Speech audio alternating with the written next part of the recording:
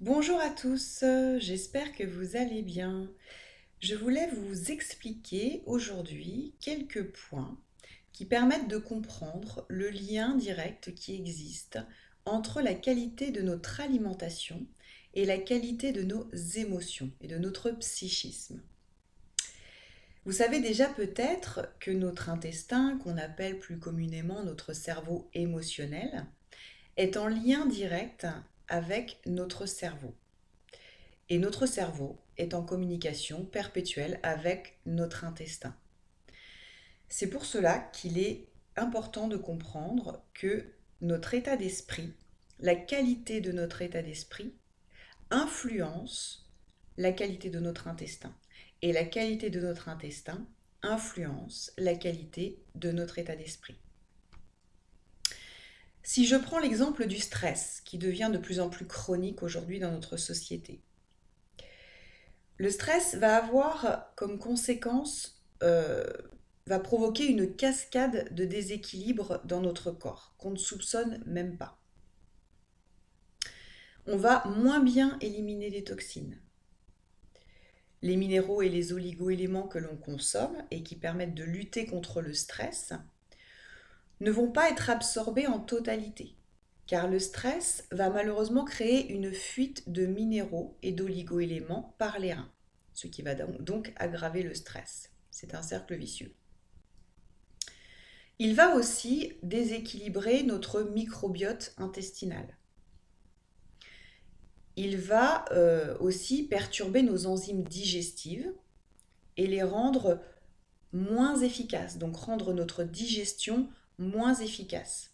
Donc si on digère moins bien, ça aura pour conséquence une moins bonne absorption des nutriments dont on a besoin et par conséquent des carences à moyen et long terme.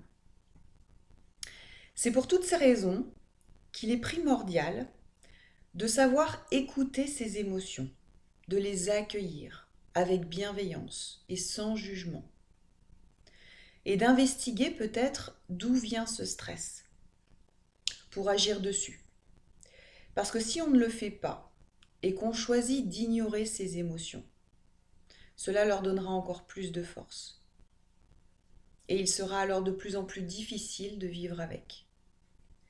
J'ai pris l'exemple du stress, mais c'est la même chose pour toute émotion vécue trop intensément et qui rend notre quotidien difficile. Il faut bien comprendre également l'importance de nos apports en acides aminés et en acides gras essentiels pour notre système nerveux, pour notre organisme, pour son bon fonctionnement. Les acides aminés que l'on tire des protéines sont indispensables, entre autres, au bon fonctionnement de notre système nerveux. Ils permettent de restaurer nos cellules nerveuses, de les réparer. Et les acides gras essentiels, surtout les oméga 3, dont on manque cruellement dans notre alimentation, permettent, entre autres, de restaurer la membrane de nos cellules nerveuses. Donc si nous sommes majoritairement carencés en acides aminés et en acides gras essentiels, en oméga 3 surtout, cela peut perturber notre psychisme, notre émotionnel, nous rendre plus vulnérables, plus fragiles aux maladies mentales telles que dépression, troubles anxieux, insomnie, maladies dégénératives, etc. Il y aura forcément une incidence sur le fonctionnement de notre système nerveux. Il est souvent nécessaire aussi d'apporter une supplémentation à notre alimentation, car la qualité nutritionnelle des aliments que nous consommons aujourd'hui n'a plus rien à voir avec la qualité nutritionnelle des aliments que l'on pouvait consommer il y a 50 ans. C'est pour cette raison que j'intègre du réglage alimentaire dans mes accompagnements. Et quand c'est nécessaire, une complémentation adaptée aux besoins de mes clientes. Parce que la santé doit être appréhendée de façon holistique, sur tous les plans, que ce soit sur le plan physiologique, psychologique, émotionnel, énergétique.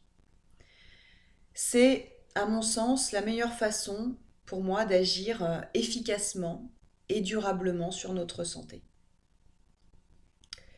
Je pourrais vous en dire encore beaucoup plus sur le sujet et il existe bien sûr beaucoup d'autres facteurs importants pour notre santé, mais je voulais rester focus vraiment sur les causes principales, à mon sens, qui permettent d'agir sur l'équilibre fragile qui existe entre notre santé digestive et notre santé émotionnelle.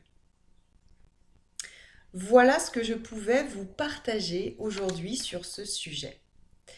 J'espère que ça vous aura aidé et en attendant, je vous souhaite une très bonne journée et je vous dis à bientôt.